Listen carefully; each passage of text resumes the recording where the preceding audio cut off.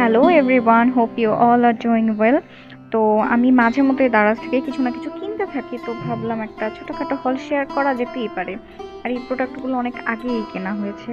এটা 3 পিসের একটা ব্রেসলেটের সেট ছিল। আমি যে ব্রেসলেট কেন কিনে আমি বুঝি না, প্রত্যেকটা ব্রেসলেট আমার হাতে বড় হয়েছে। একটা চুলের ক্লিপ ওর কাটা টাইপ 60 টাকা মনে হয় ছিল।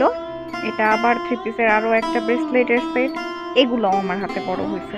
আমি জানি না এগুলো আমি কেমনে পরবো, জাস্ট কিনা হয়েছে।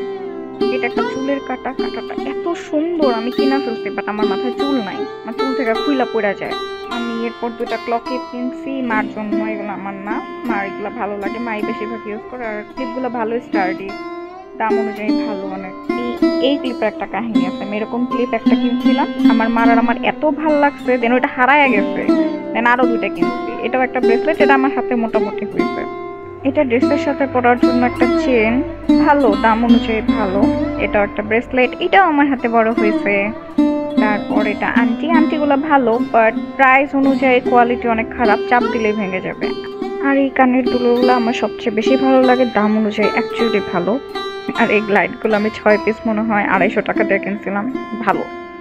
আর এটা একটা পিওর লেদারের সানগ্লাস রাখার জন্য ব্যাগ, এই সানগ্লাসটাও ভালো, আমি মনে হয় টনি ওইটা কিনছিলাম।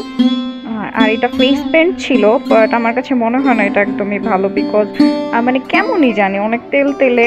আর ফেস পেন্টের থেকে এটা লিপস্টিক বলা যেতে পারে, বাট তাও ভালো না, অনেক তেল তেলে আর একদম ভালো না। পুরো মনে হয় 600-650 টাকা জলে গেছে, এটা না না, কোনো লাভ হয় না, অনেক তেল তেলে। এই ছিল একটা ছোটখাটো আমার জুয়েলারি হট। যদি ভালো লাগে অবশ্যই কমেন্টে জানাবেন, না ভালো লাগলেও জানাবেন।